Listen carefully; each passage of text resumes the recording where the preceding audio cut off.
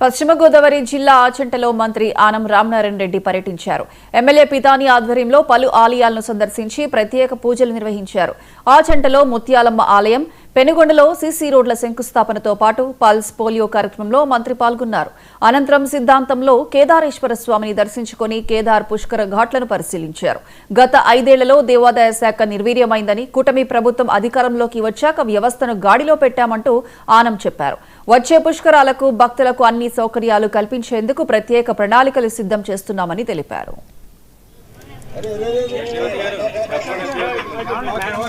అందుకనే తొలి రోజునే మొదలుపెట్టాం. మేమిచ్చిన ఎన్నికల ప్రణాళికలో భాగంగా ఏవైతే ఆగమ పండితుల యొక్క వ్యవహారాలు ఉన్నాయో, ఆలయాల్లో వాళ్ళు చేయాల్సినటువంటి పూజా కైంకర్యాలన్నీ కూడా ఆయా ఆలయాలకు సంబంధించినటువంటి దేవాదాయ శాఖ పరిధిలో ఉన్న ఆగమ పండితులే సూచించాలి, చెయ్యాలి తప్ప పాలక వర్గాలు, మా దేవాదాయ శాఖ అధికారులు అందులో తలదూర్చకూడదు.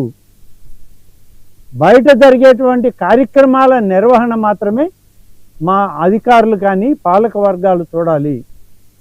దైవానికి సంబంధించిన ఆలయ పూజాది కార్యక్రమాలు అన్నీ కూడా ఆగమ పండితుల యొక్క నిర్వహణలో జరగాలని ఆదేశాలు ఇచ్చి జీవో విడుదల చేసి, అంతేకాదు వేదం చదివినటువంటి అనేక మంది వేద పండితులు ఈ వేదం చదివిన తర్వాత ఇది వేదభూమి,